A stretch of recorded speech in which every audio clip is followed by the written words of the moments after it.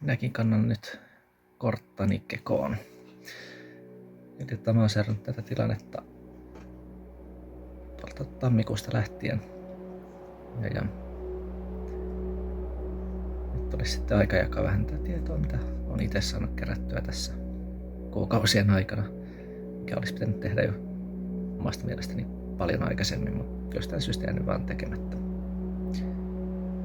Mutta vaikka nyt ollaan tässä aika myöhässä, niin vielä on onneksi aikaa. Tämmöisiä ohjeistuksia kotiin.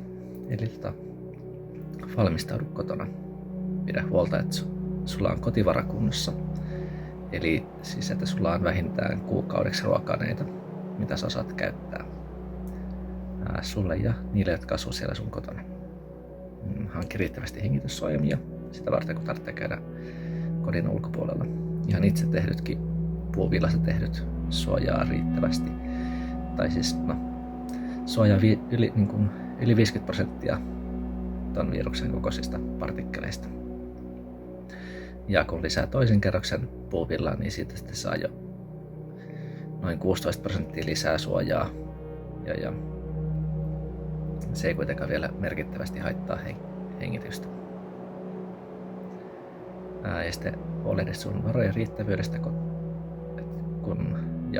jos ja kun tämä tilanne tulee pitkittymään. Ja jos mahdollista, niin lisää omavaraisuutta kotona niin ruoan kuin kaiken muunkin suhteen. Pysy kotona. Pysymällä kotona tämän viruksen leviäminen hidastuu ja sairaanhoito ei sen takia sitten pääse kuormittumaan liikaa. Ja aina kun menet julkisille paikoille, käytä hengityssuojainta. Tämän tarkoituksena on se, että sä et voi itsekään tietää, että onko sä itse tartuttava ja että onko muut siellä sun ympärillä tartuttavia. Ja joidenkin tutkimusten mukaan tämä virus saattaa pysyä jopa 3 tuntia ilmassa semmoisessa määrissä, että se on tartuttava. Ja käyttämällä hengityssuojainta sä siis samalla suojat itseäsi näiltä partikkeleilta ja suojat myös toisia sun uloshengityksen jäyskimisen kautta tulevista partikkeleista. Tai jos vaikka puhut oikein voimakkaasti ja sylkis lentää suusta puheen myötä, niin suojat siitäkin. Ja älä mene ulos, jos sä oot kipeä.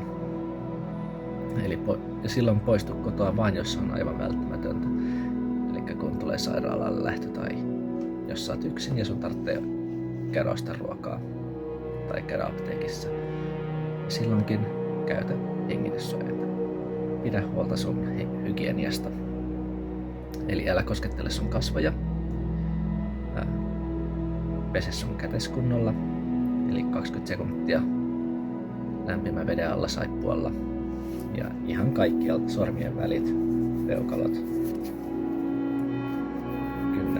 kynnet ja ihan kokonaan kädet, kämmen selkä. Tuolta ranteeseen saakka.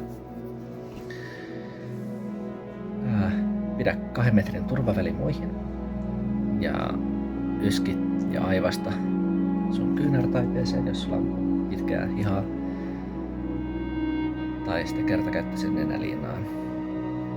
Tee sun kodista oma turva-alue, eli pidä huoli siitä, että muut ei tartuta tuo virusta sun kotiin, eikä kukaan tartu sun kotona.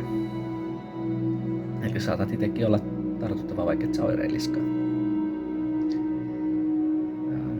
Ja auta muita sun naapurustossa ja yhteisössä. Ja pidä huolta niistä yrityksistä, jotka sä haluat nähdä myös tämän tilanteen jälkeen. Ja sitten huolehdi sun kehosta. Eli huolehdi siitä, että saat riittävästi C- ja D3-vitamiineja ja sinkkiä. Joko ravinnosta tai sitten ravintolisien kautta. Ja muista liikkuu riittävästi. Kotonakin voi liikkua, harrastaa vaikka hiit-treenejä, tabataa, jotain tämmöistä vastaavaa. Millä saat sun kehon pysymään kunnossa. Ja Sitten sä voit käydä siinä kodin ulkopuolella pienellä lenkillä ja silloin käytä sitä hengityssuojainta. Ja nuku riittävästi.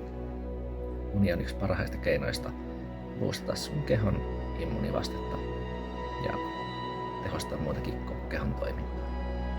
Sitten jos ja kun käy niin, että sairastut, niin tai kun lähtee kuume nousemaan, niin ainakin niiden tietojen mukaan, mitä mä oon lukenut, niin ibuprofeenin, salisylaattien ja muiden tulehduskipulääkkeiden käyttö niin ei ole suositeltavaa.